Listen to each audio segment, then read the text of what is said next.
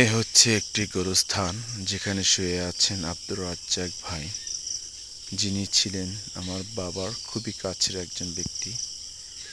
আজ তার কবরের পাশে এসে কবর জিয়ারত করলাম, অনেক স্মৃতি মনে পড়ে গেল। তিনি আজ নেই, তার স্মৃতিগুলো আজ ধারণ করছি।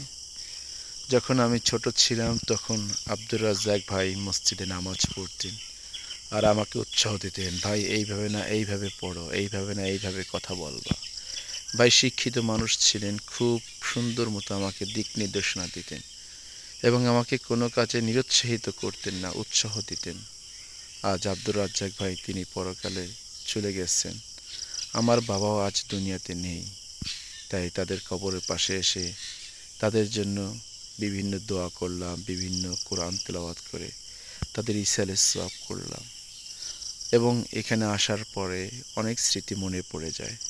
বছরে হয়তোবা দু একবার আসার সুযোগ হয় এখানে, আমার বাবার কবরের পাশে হয়তোবা যাওয়ার সুযোগ হয় বছরে দুই একবার।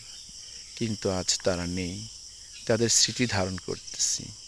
তাদের দেওয়া উৎসাহ উদ্দীপনার মাধ্যমে আজ দোয়া কালাম যাই কিছু শিখছি তাদের উৎসাহ উদ্দীপনার কারণে। তারা পরকালে চলে গেছেন, এই জন্য সবাই তাদের জন্য দোয়া করবেন। সেই সঙ্গে আমার বাবা আবুল হোসেন আকন এবং আব্দুর রাজ্জাক ভাই এবং আরও যত মানুষ, বন্ধু আহবাব প্রিয়জন, কত মানুষ চলে গেছেন। প্রত্যেকের উচিত তার কবরের পাশে যেন তাদের সন্তান গিয়ে যেন ইসারা সওয়াব করতে পারে। আজ বড় আশ্চর্যের বিষয় হচ্ছে এটাই যে অনেক সন্তান আছে তার বাবার জন্য দোয়া করাটার সময় পায় না, তার বাবা মায়ের জন্য দোয়া করতে তো পারেই না, নিজেরাও নামাজ কালাম পড়ে না, আল্লাহর হুকুম আহকাম মানে না। এই জন্য আমাদের উচিত আল্লাহ তাআলার হুকুম অনুযায়ী নিজেদের সন্তান সন্ততি আত্মীয়দেরকে সেভাবে গড়ে তোলা। এখানে আমার ছোটোবেলাটা বেড়ে উঠেছে, এখান থেকেই বিভিন্ন খেলাধুলা, দৌড়াদৌড়ি ইত্যাদি। এই চক, এই তাল গাছের সঙ্গে আমাদের অনেক সম্পর্ক রয়েছে। এখানে ভোরে এসে তাল গাছ থেকে তাল কুড়াইতাম এবং তা দিয়ে তাল আউডায় আমাদের এলাকায় মাদারীপুরের ভাষায় সেটা খেতাম।